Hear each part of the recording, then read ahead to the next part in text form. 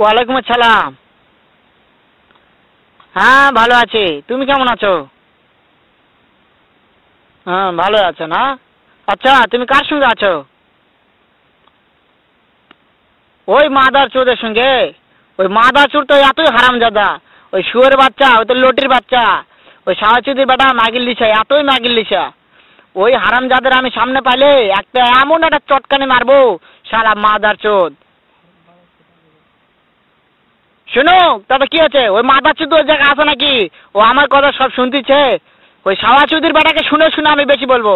শুয়োরের বাচ্চা, শুয়োরের বাচ্চাকে আমি একটা এমন একটা চটকানি মারবো, শালা শুয়োরের বাচ্চা, লটির বাচ্চা। তাই নাকি? ওই শুয়োরের বাচ্চা আমাকে মারতে চায়?